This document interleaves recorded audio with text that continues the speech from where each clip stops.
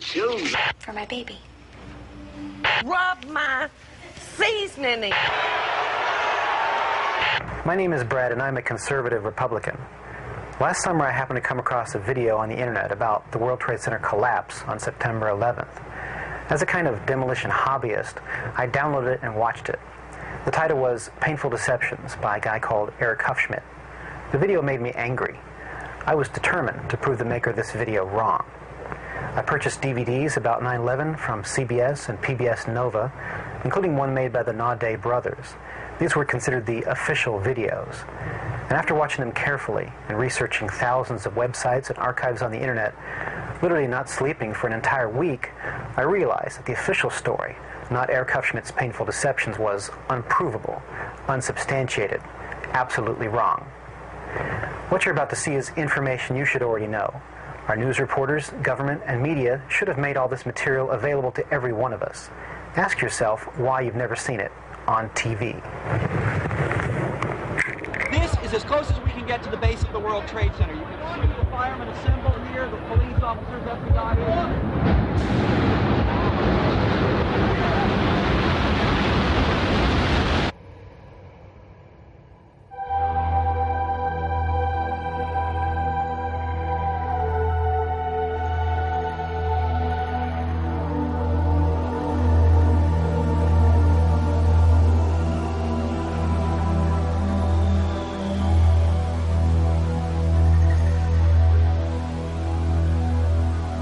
On September 11th, we learned that 4 passenger planes were hijacked and taken radically off course.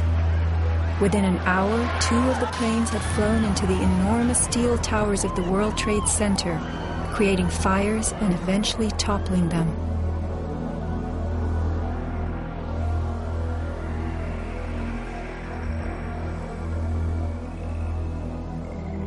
Dazed by the news, the American public soon believed the fires in the towers had burned so hot they caused the steel frames of the buildings to give way.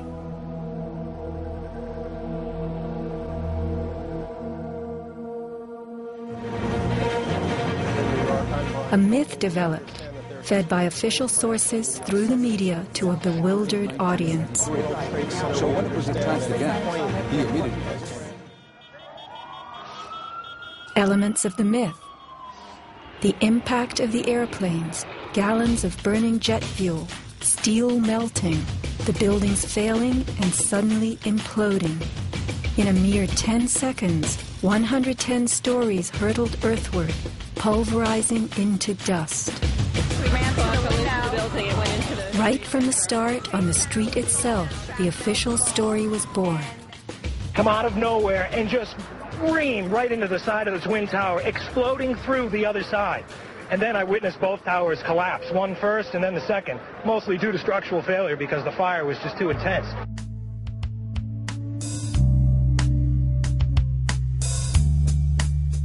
The myth bled into the FEMA report and was echoed by the experts.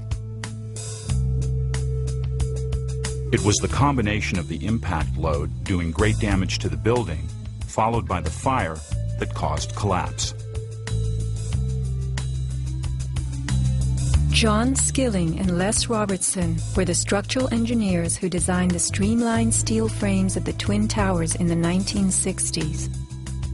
Because a wayward Army bomber flew into the Empire State Building in 1945, the towers were built with skyscraper crashes in mind. The airplane we were envisioning was the largest airplane of its time, flying slowly and low, lost in the fog. We designed the buildings to take the impact of the Boeing 707 hitting the building at any location. But the aircraft that hit the towers was a Boeing 767, heavier than a 707, fueled for a transcontinental flight and traveling fast. 707s and 767s are comparable. The maximum takeoff weight of a fully loaded 707 is almost 334,000 pounds. As airplanes only carry the fuel load they need, the smaller Model 767s that struck the towers were not, in actuality, maximally fueled or close to their maximum takeoff weight. As for the heat of the fires, listen to the radio communications of these New York City firemen.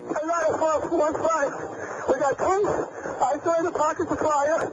We should be able to knock it down with 2 lines. Where you go down? 78th floor. We got two. I saw the pockets of fire. We got two. Isolated pockets of fire.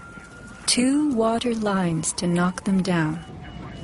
FEMA's executive summary relays that much of the fuel in the planes, jet-grade kerosene, was consumed by the initial fireballs and the following few minutes of fire. It then tells us that the burning jet fuel spread between floors and ignited the building's contents, causing more fire and generating heat. This was somehow enough to bring down the tower's 47-column steel core, 236 exterior columns, and thousands of steel trusses all at the same time. Watch the towers smoking in the aftermath of the plane strikes.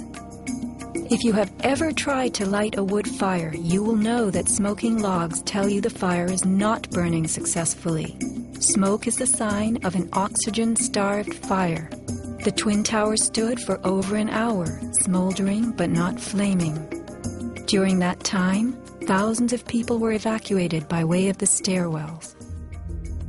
Others, trapped by debris, stood in the smoke-filled windows and signaled for help. In fact, the towers did what they were built to do. The building was designed to have a fully loaded 707 crash into it. That was the largest plane at the time. I believe that the building probably could sustain multiple impacts of jetliners because this structure is like the mosquito netting on your screen door, this intense grid, and the jet plane is just a pencil puncturing that screen netting. It really does nothing to the screen netting. The towers were built to withstand 140-mile-an-hour gusts produced by winter storms. Anyone in them on a windy day could feel them swaying. The single impact of a jetliner was no more of a blow than the continued battering of a hurricane. I was just putting my stuff away, and all of a sudden we heard a loud crash, and the building started shaking, kind of moving like a wave. New Yorkers were stunned 1 hour later when the first tower fell. To the best of my knowledge, the considerations of the fuel in the airplane in terms of an explosion or a great fire was not considered. Now, we were not responsible for that aspect of the design. Imagine building expressly for airplane impact, but never thinking of the fuel.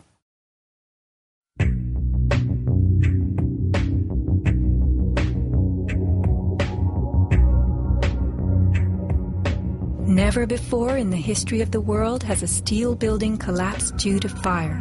I have not seen, until recently, a protected steel structure that has collapsed in a fire.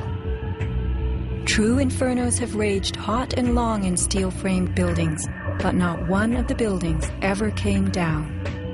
In 1975, the World Trade Center's North Tower suffered a nighttime fire that flamed for 3 hours, spreading vertically from floor to floor. It burned twice as long as the fires of 9/11 without even a hint of a building collapse. In February 2005, the Windsor Tower in Madrid, a skyscraper undergoing reconstruction, sustained a 20-hour fire. This is what was left, a standing building strong enough to support a crane. Compare a 20-hour inferno to 90 minutes of smoke.